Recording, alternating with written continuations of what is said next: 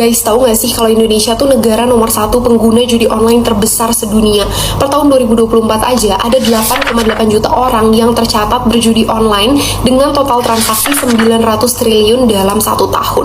900 triliun tuh bentukannya kayak gimana ya? Ini bukan cuma soal angka yang besar aja, tapi ini soal masa depan bangsa kita. Di dunia medis, adiksi judi tuh bahkan masuk dalam kategori penyakit, yaitu gambling disorder.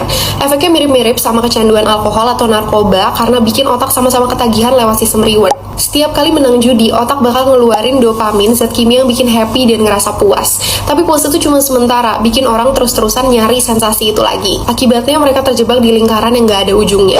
Yang bikin makin parah, ternyata bukan cuma kemenangan yang bikin orang gak bisa lepas dari judi. Ada yang disebut dengan near miss atau hampir menang. Ini tuh sebuah trik psikologi yang nyiptain ilusi bahwa kemenangan udah sangat dekat sehingga otak bakal merespon seakan-akan mereka udah menang. Selain itu, ada istilah namanya reinforcement intermittent. Ini tuh kondisi dimana kemenangan gak bisa terprediksi. Tapi justru ketidakpastian inilah yang bikin orang makin penasaran dan terus-terusan berharap. Percaya atau enggak, otak kita cenderung lebih terstimulasi oleh ketidakpastian. Jadi bukannya nyerah saat kalah, tapi semakin semangat buat coba lagi. Ditambah lagi, ada bias yang disebut gambling fallacy. Ini tuh kesalahan berpikir yang bikin orang ngerasa bahwa kekalahannya adalah investasi untuk kemenangan besar. Orang yang berjudi itu most likely mikir kayak gini, karena barusan gue udah kalah beberapa kali, artinya habis ini gue menang. Padahal hasil judi itu selalu acak dan gak pernah terpengaruh oleh putaran sebelumnya.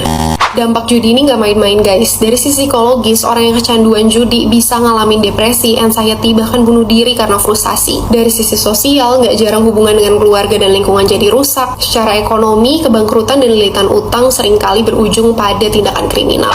Jadi judi ini bukan cuma soal kebiasaan buruk, tapi sebuah ancaman yang bisa ngancurin hidup seseorang dan ngerusak bangsa kita. So please lebih aware lagi dan kritis soal masalah judi online ini, karena your voice matter. Let's step up and protect our future, mulai dari diri sendiri dan orang-orang di sekitar.